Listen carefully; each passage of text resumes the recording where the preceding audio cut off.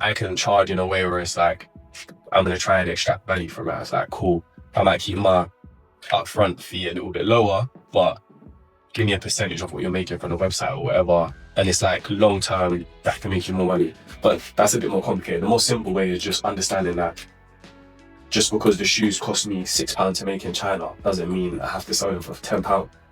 You can sell them for £60. That markup might sound crazy to someone, but at the end of the day, if people are willing to pay for it, if the value's there, then do it. And then you got to know what affects value.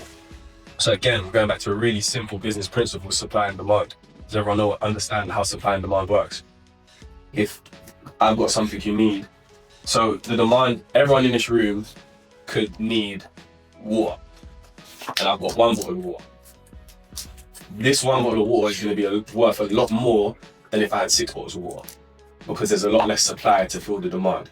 So if you lot were all super thirsty right now, this is the only water that's here, and I said, fuck it, bid for the water, whoever gets it wins. I guarantee the bid would run up higher than if there was 6 bottles of water here. Because only one of you is going to get it. If you really, really need it, you're going to pay more for it. That's how supply and demand works. If something is more scarce, if there's less amount of it, it's going to be worth more. If there's only one videographer and 10 people need videos, you can charge more because you can be pickier with who you work with. You can be like, at the end of the day, I'm going to charge $1,000 like, I'm the only person like me. And the way you make your supply limit is by being different, by being better, by being whatever. Because there could be loads of videographers. Why do you think you might only be able to charge £50, but Lennon might be able to charge 500?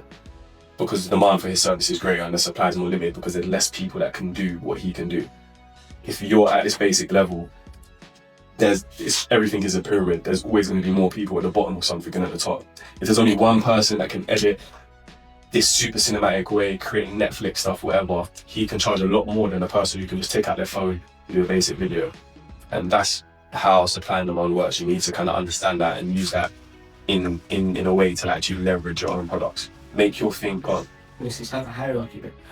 Not necessarily hierarchy. The pyramid analogy is just more to show how supply tends to move in it. There's usually less people that can do something really, really well than there is people that can do it average. But it's just much more like, the bottle analogy is probably the best one I can give. Just like, if you're in a desert, or even that, like sometimes your circumstances can change demand.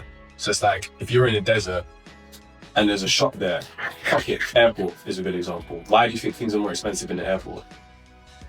It's something that no one thinks about you because we don't know what caps. Exactly. Yeah, there's a lot of demand. Exactly. It's out there, they can't buy it from anywhere else. Exactly. There's a lot of demand. You can't go anywhere else. So if I charge you £4 for a bottle of water in the airport, I can get away with it because what are you gonna do? Leave the airport to go to Tesco's? Yeah. You can't. You've got a flight. So it's like, this is where you'll see price dynamics in your everyday life. He at that corner shop can't charge us £4. I'm saying, you crazy. Sainsbury's is over there. It's gonna take me 5 minutes. I'll go and do that. Do you know what I'm saying? Like, that is supply and demand. You're basically, and that's what it is. A lot of business is psychology. It's all mind games. I can charge you a lot more. If I lock this door and no one can get out, this is the only water in here, and someone really needs water, you can pay a lot more. That is how supply and demand and pricing works. That's why something could be this price here, or whatever. Even when you move countries, why do you think stuff are a lot cheaper in other countries? The supply might be a lot easier, the demand's a lot less, whatever.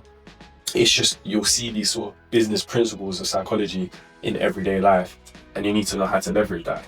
If I'm the only, there was a time when, for example, that's why it's always good to be a first mover with stuff, because there's usually less supply when you're first doing it. So, yeah, there was a time when, like, in London Lighting, I'll keep bringing stuff back to London Lighting as well, so you know I'm not just talking shit, I'm talking like learned examples. We had like fire machines, and we could charge a lot of money. Bullshit. I'll give you a perfect example. Flamethrowers, yeah, I've got flamethrowers in the back that we used to charge, and this is good because it covers both.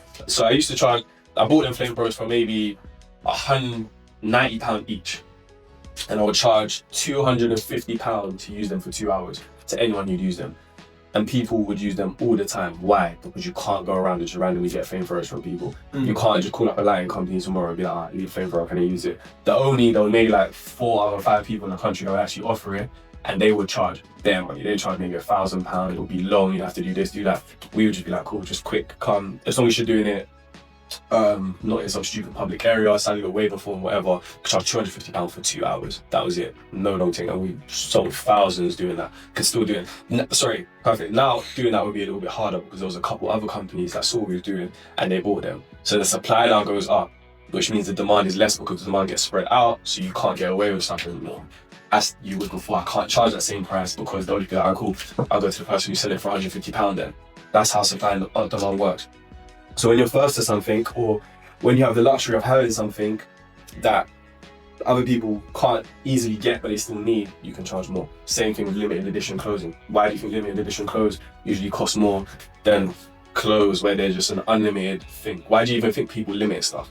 It's so that it creates a scarcity effect. This is now more different. There's only 100 of this watch in the world. I want one. I want one of that 100. And then now I'm going to pay more for that because it's going to be worth more because it's only 100 of them.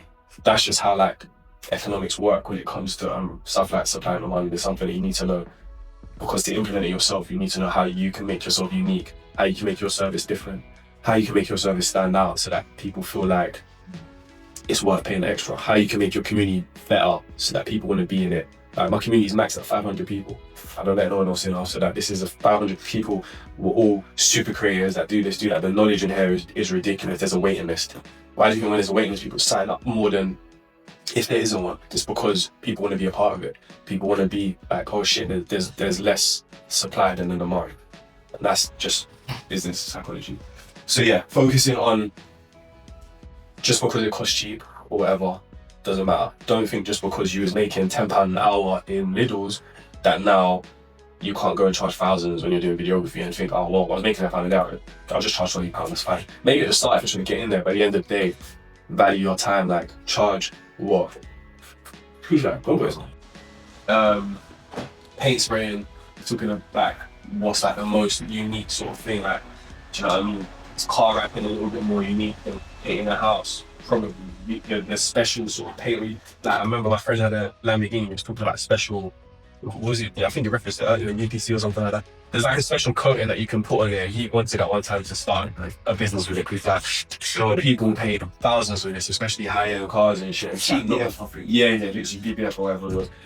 Like stuff like that. How can you offer maybe unique services on what you're doing? And their services will be charged 5 times your average amount. And just that's how you kind of apply it to your business, really.